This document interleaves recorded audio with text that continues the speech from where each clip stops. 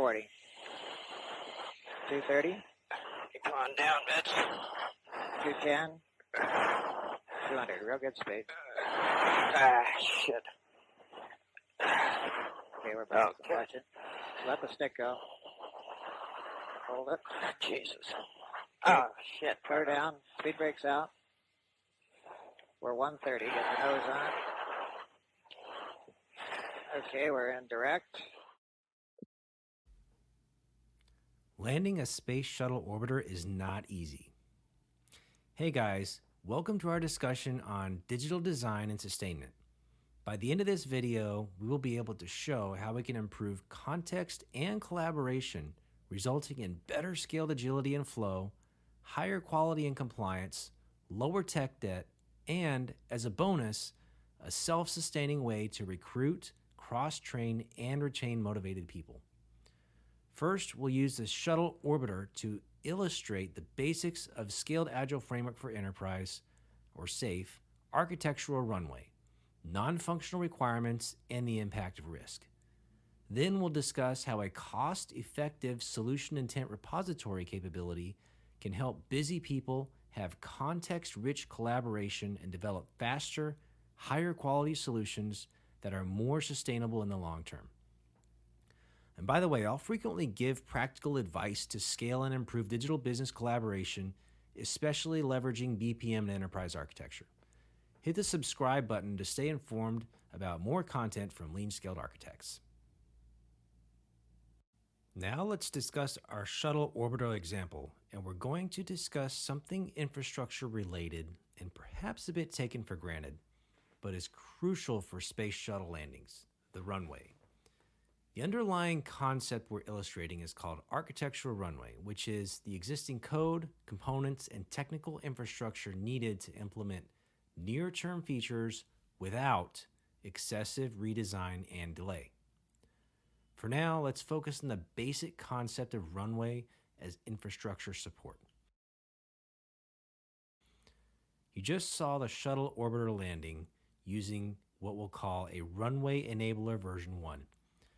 15,000 feet of concrete up to 24 inches thick with heavy grading and deep grooves for tire traction to help slow the shuttle. And here we show the runway investment line going up.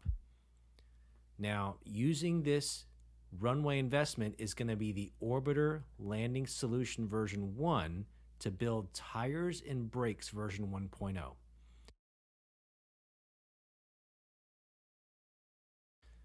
Unfortunately, something more serious than awkward landings happens in 1986.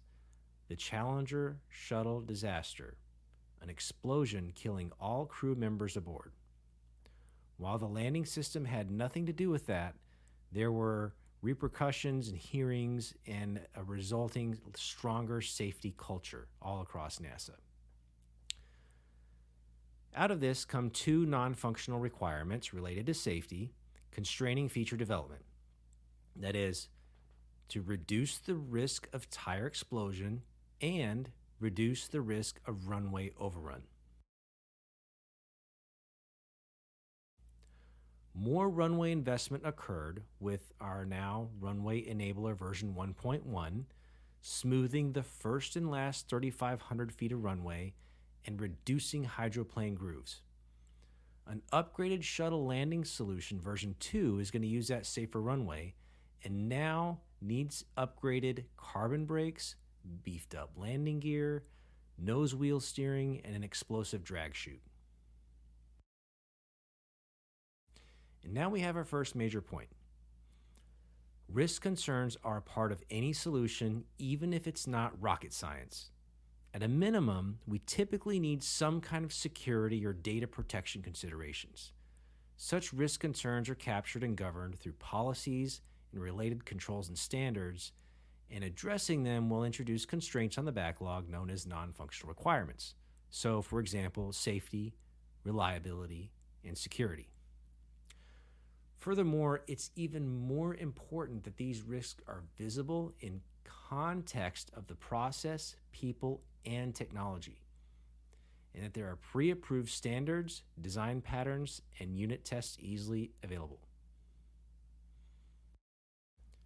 Now this is what a safer shuttle landing looks like, the last landing of Shuttle Discovery on March 9, 2011.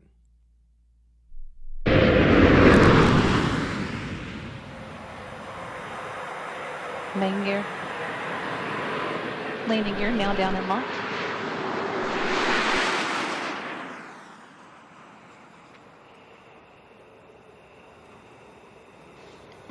Main gear touchdown. Pilot Jim Dutton now deploying the drag chute.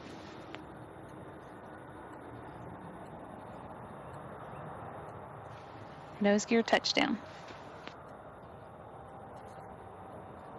That brings an end to the STS-131 mission, the 131st Space Shuttle flight, and the 33rd to the International Space Station.